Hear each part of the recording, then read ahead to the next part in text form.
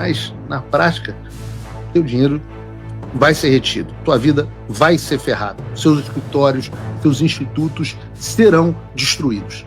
Está no ar o Márcio Talks, o canal de cortes mais visto do YouTube. Eu sou o Márcio Andrade e no vídeo de hoje você vai ver mais um conteúdo sensacional. Portanto, se inscreva no canal, deixa o seu comentário, deixa também o seu like. Se liga aí. Você vê como são as coisas. Quem vê o Barroso falando assim, manso, né? Vai para um retiro espiritual. Espero que não seja com João de Deus, acho que não é. Mas indo para um retiro espiritual, dizendo que está pensando em deixar o Supremo e tal, nem parece aquele cara, né? Do perdeu o mané, do eleição não se ganha, se toma, do, como a gente mostrou, derrotamos o bolsonarismo. O tom do Barroso baixou, né? O Barroso agora está meio borroso, talvez, né? Um pouco mais moderado. E eu diria que não é só o borroso, porque antes os integrantes do regime nos tratavam como piada, e agora eles são obrigados a engolir o gosto amargo, que é o resultado do nosso trabalho. Brasília, meus amigos, está pegando fogo e tem muita gente poderosa e desesperada nos bastidores. Vejam, por exemplo, o que está dizendo aquele que é, sem dúvida nenhuma, né, agora a nossa prioridade, que é Gilmar Mendes. E ele já está aqui agora dizendo, Gilmar, notícia que saiu no jornal hoje, aqui no Globo, Gilmar Mendes defende lei anti-embargo para proteger autoridades e instituições brasileiras contra sanções. A reportagem, de fato, é do Daniel Gulino, do Globo, dizendo assim: o ministro Gilmar Mendes, do Supremo Tribunal Federal, defendeu nesta terça-feira que o Congresso analise o que ele chamou de lei anti-embargo, que teria medidas de proteção contra sanções de outros países. O objetivo seria proteger as autoridades e outras instituições, como bancos, de punições como a Lei Magnitsky, utilizada pelo governo dos Estados Unidos contra o ministro Alexandre de Moraes, também do STF. Aí tem a frase aqui do Gilmar. Nós estamos nos debruçando sobre um debate de lei anti-embargos para proteger as autoridades e também aquelas chamadas entidades que sofrem sanções secundárias, como os bancos prestadores de serviço. Então é preciso entrar um pouco neste mundo e discutir isso. Eu acho que o Congresso é o locus, o lugar adequado para esse tipo de proteção, afirmou o Gilmar, após participar de um evento promovido pelo LIDE. Eu acho isso muito legal, porque o Gilmar, ele se acha presidente, ele está quase enviando ao Congresso o projeto de lei, como faria o presidente da República. Mas continua a reportagem. Gilmar afirmou que a inspiração dele veio de legislações europeias, de que essa proteção serviria também para casos como o do ministro da Saúde, Alexandre Padilha, que teve a circulação restringida ao conseguir um visto para acompanhar evento das Nações Unidas, da ONU. Aí, frase, continua Gilmar. Na Europa existem várias discussões sobre isso e várias decisões sobre isso, tendo em vista embargos que são aplicados em Cuba, embargos que são aplicados ao Irã, e como recentemente houve não só a cassação de visto de autoridades brasileiras, o episódio do ministro da Saúde, mas também a aplicação da Magnitsky dos nossos colegas, isso é um fenômeno que também está ocorrendo com autoridades europeias. E eu achei muito bacana tudo isso que o Gilmar falou, né? Primeira parte que eu achei bacana é a parte onde eu pergunto para vocês, Galvão, sentiu, né? Porque realmente o Gilmar parece estar preocupado, está se debruçando sobre esse assunto, né? O problema, Gilmar, eu acho bacana que você comece a estudar Lei Magnitsky agora, eu já estou estudando há um pouquinho mais de tempo que você. Então eu quero te atualizar que você está trabalhando com a premissa falsa, na qual muitos brasileiros ainda acreditam, que é a realidade de que se pode dobrar leis. No Brasil, você tem muito disso, né? Afinal, a lei garante a todos saúde, educação, moradia, segurança e tudo mais quando for possível, mas na prática, obviamente, isso não acontece. Acreditar que aprovar uma lei contra sanções internacionais vai ter algum poder de evitar as sanções americanas é mais ou menos como se você acreditasse que aprovar uma lei contra a lei da gravidade vai poder permitir que você pule de um prédio e caia para cima, sem se arrebentar todo no chão. E eu digo a vocês que os Estados Unidos vão continuar aplicando essas sanções, e as empresas que quiserem continuar com acesso ao mercado americano, que não queiram pagar multas, que não queiram ser responsabilizados nos Estados Unidos, elas vão continuar, Gilmar, cumprindo as sanções que foram aplicadas. Você pode passar quantas leis quiser contra isso no Brasil, porque a realidade não vai mudar. O que a lei exige. Já que você quer se debruçar no caso da Europa, eu também me debrucei. E lá eu quero te dar um spoiler. Essas coisas também não funcionaram. Porque, na prática, as leis europeias contra os embargos comerciais são mais uma declaração política do que um instrumento de poder real. Veja, por exemplo, em 1996, a União Europeia criou o Regulamento 2271, justamente para anular, essa que você está falando, o efeito extraterritorial das sanções dos Estados Unidos. E o que dizia esse regulamento? Dizia que, as empresas europeias não poderiam obedecer às sanções americanas, e dois, qualquer decisão americana contra uma empresa europeia, baseada nessas sanções, não teria validade nos Estados Unidos. A terceira coisa que dizia é que empresas punidas pelos Estados Unidos poderiam ajuizar ações no judiciário europeu para recuperar essas perdas.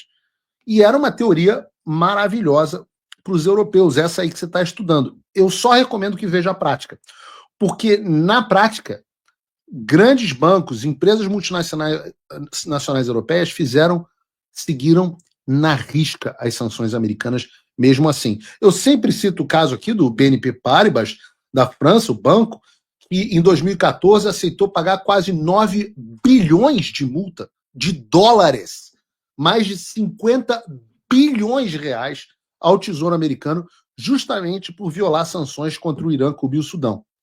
E nenhuma lei europeia conseguiu protegê-los, e assim foi também com a HSBC, com o Deutsche Bank, com a seguradora ING, com outros bancos europeus que já pagaram multas bilionárias por violar sanções dos Estados Unidos, mesmo tendo, teoricamente, a proteção que você está falando da lei europeia.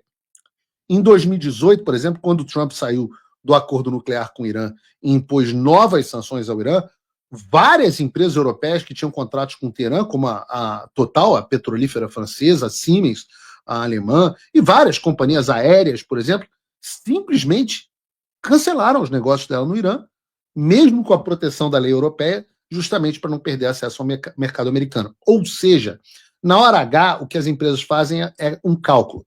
É melhor perder o mercado iraniano, ou o mercado brasileiro, do que perder o mercado americano e o acesso ao dólar. Então, sobraram as pequenas empresas, com pouco ou nenhuma exposição ao sistema financeiro americano, que continuam com algum comércio limitado com Cuba ou Irã, mas os grandes players sempre seguiram os Estados Unidos. Então, Gilmar, o resumo é que essas leis até enfrentam os Estados Unidos na teoria, mas na prática não adiantam de nada. O Brasil pode copiar e o efeito vai ser até menor, porque o Brasil não é a Europa. Os bancos e as multinacionais vão cumprir as sanções americanas, as empresas de tecnologia vão cumprir as sanções americanas e a lei brasileira vai servir para discurso político de vocês contra o Washington. Mas, na prática, teu dinheiro vai ser retido, tua vida vai ser ferrada, seus escritórios, seus institutos serão destruídos. E essa pauta é dedicada, aliás, a você, meu amigo pessimista, que reclama de tudo, nunca tá bom para nada, não acredita nas sanções, que haja um caminho, etc, etc. Eu digo a vocês, o sistema sentiu muito a pressão que está sendo imposta contra ele. Pouco a pouco, e eu sempre disse que era um processo gradual, a blindagem do establishment vai ruindo e eles vão sendo expostos pelo que realmente são. Então, a vitória, meus amigos, é nossa. Pode demorar um pouquinho, eles podem ir para um lado, a gente vai e pega pelo outro. O Brasil está passando por um momento muito delicado. As instituições, o poder legislativo, o judiciário, o executivo, estão completamente perdidos e estão completamente prejudicados, sem credibilidade, e tudo isso por conta de ações de pessoas da alta cúpula desses poderes. Pois bem, os três poderes, o poder legislativo, o judiciário e o executivo, eles tendem a estar harmônicos. Pelo menos é isso que diz a Constituição, deveria ser harmônicos, né? Deveria ter um equilíbrio entre os três poderes, cada um fiscalizando o outro, né? Na questão dos freios e contrapesos. A própria Constituição diz isso. Porém, na prática não é assim que funciona. O que a gente vê hoje no Brasil é justamente um poder sobressaindo sobre o outro. Então, o que acontece? Isso necessariamente vai refletir lá na ponta, ou seja, no indivíduo, no povo, na sociedade. Tá? Mas, ao que parece, as ditas autoridades não estão nem aí para esse negócio, né? Não estão nem aí para as instituições que elas próprias pertencem, né? Então, a coisa está em uma tônica de projeto, na verdade, já vem de muito tempo, aquela coisa do projeto de poder, do poder pessoal, né? Todas as ações são em benefício próprio ou em benefício da minha ideologia política, da minha visão de mundo. Então, essas pessoas que estão nessas instituições, elas arrogam para si todo esse poder e traz essa tônica de visão de mundo para dentro da própria instituição, né? E, obviamente, quando isso acontece, aí há uma corrupção própria, né? De corromper a própria instituição. Ou seja, o Brasil está em um patamar em que a alta cúpula que governa, que dirige o país, né? Ou seja, o pessoal do Poder Executivo, começando pelo Presidente da República, né? Aí tem o pessoal do Judiciário,